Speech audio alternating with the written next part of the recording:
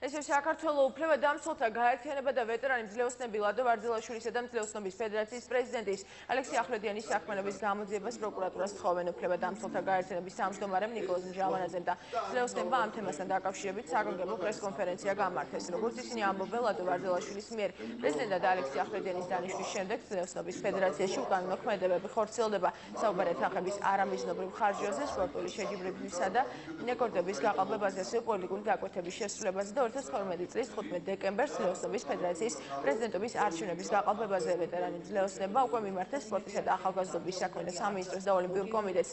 ალექსი ახვლედიანი კი ვეტერანი მძლეოსნების გრალდებებს დღეს სატელეფონო კომენტარით გამოეხმაურა.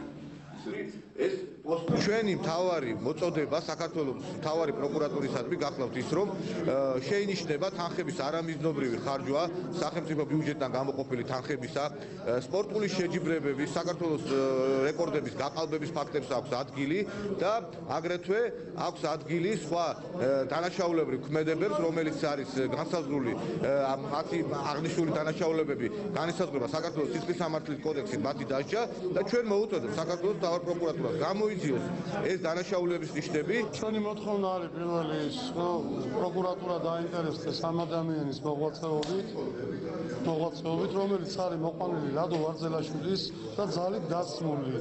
ანუ არავის არ ეს ჩემი კაცია და აქ უნდა იჯდეს. არავით არის არჩევნების და იმის გარეშე. დასვეს ეს ადამიანი, რომელიც აკეთებს მძლეოსნობისთვის არასასურველ საქმეებს, რაც საერთოდ მძლეოსნობას არ შეეხება. არაერთხელ მოუწოდებ მათ, რომ ცივილური გზით შეისწავლონ საკითხი კომპეტენტურმა ორგანოებმა და მე დიდად მოხარული ვარ და მივესალმები მათ ამგვარ ქმედებას. დარწმუნებულია, რომ სამართლიანი გამოძიება ყველაფერს დაადგენს და მხოლოდ მოხარული იქნები თუ ეს მოხდება.